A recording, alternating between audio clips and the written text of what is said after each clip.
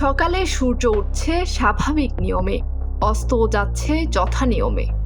সকালে গাছে গাছে পাখি ডাকে, কাজের তাগিদে ঘর থেকে বেরিয়ে যায় বহু মানুষ। সবকিছুই যেন যথারীতি চলছে, কিন্তু এর মাঝে সমাজকে কুরে কুরে খাচ্ছে অনলাইন জুয়া।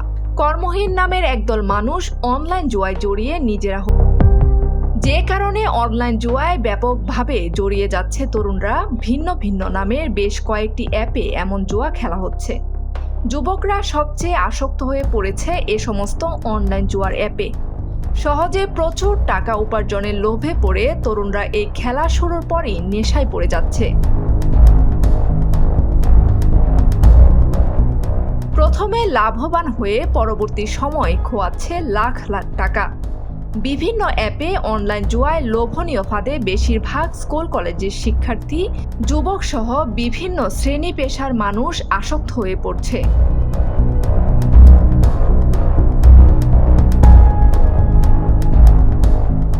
অনলাইন জুয়ার সঙ্গে জড়িত কয়েকজনের সঙ্গে কথা বলে জানা যায়, স্মার্টফোনে নির্ধারিত কয়েকটি অ্যাপ ডাউনলোড করে সেখানে জুয়া খেলা চলে। এসব অ্যাপে কম টাকা থেকে শুরু করে যে কোনো অঙ্কের টাকা দিয়ে শুরু করা যায়। আবার এতে যুক্ত হতে এজেন্টগুলো কাজ করে বলে জানান।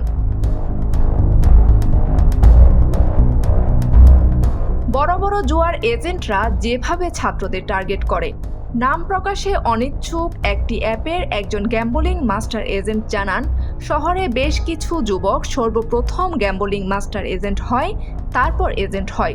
বর্তমানে তারা প্রায় কোটি টাকার মালিক।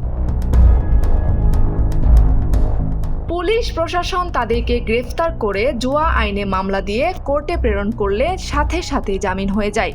তবে বেশিরভাগ অনলাইন জুয়ারি উপজেলার বিভিন্ন দলের নেতৃবৃন্দের ছত্রছায়ায় রয়েছে বলে জানান সে।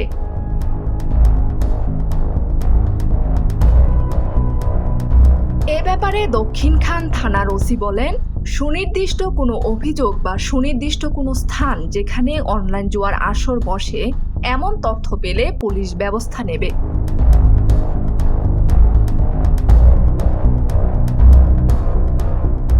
এদিকে দেশের সীমান্ত এলাকা সহ সারা দেশে বিস্তার লাভ করছে ভয়াবহ অনলাইন জুয়ার।